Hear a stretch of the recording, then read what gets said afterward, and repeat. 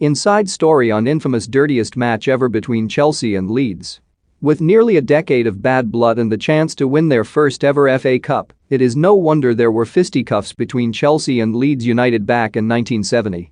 That might just be an understatement for what has since been described as the most brutal game in English footballing history. On 11 April 1970 at Wembley, there was a real battle between the North and the South, the Yorkshire lads and the London boys. Neither had won the cup before, though had come close when Leeds and Chelsea finished runners-up in 1965 and 1967 respectively.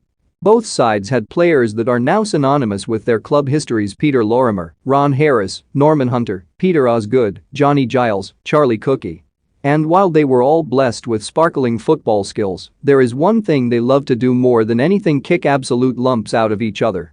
Chelsea and Leeds rivalry stretches back throughout the 60s, where the two sides had several bruising encounters, and the FA Cup final had more than its fair share of score settling.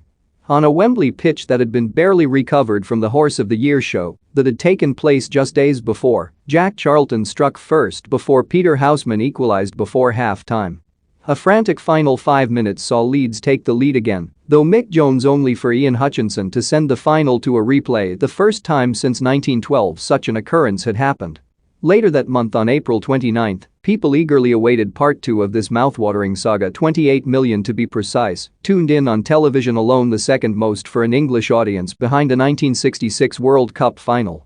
The FA agreed that the Wembley pitch could not be used, so Old Trafford was the venue that hosted what would become one of the most notorious matches of all time. Referee Eric Jennings showed just one yellow card throughout. Michael Oliver reviewed the match recently and counted as many as 11 red card offences. Mere seconds into the match and Chelsea had set the tempo when Chopper Harris sithed Eddie Gray down the back of his knee, effectively putting him out of action.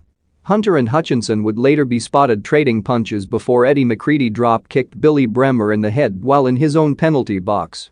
The opening goal came about after Leeds Jones smashed into Chelsea keeper Peter Bonetti and injuring him in the process and netting past the limping goalie minutes later. Chelsea star striker Osgood had been having an ongoing battle with Charlton, where several headbutts were thrown, knees into the sight, and some colourful language for good measure. It was the forward that equalised for the Blues through a diving header, largely because the Leeds defender had given up his position to try and get some revenge on his rival. Chelsea would go on to take the lead after a long throw evaded everyone except David Webb, who scored at the far post to hand the Blues their first ever FA Cup. But it was not earned without some bruised bodies in the morning, though the match earned praise throughout for its splendid football on offer and determination. If such a match went ahead now, it would likely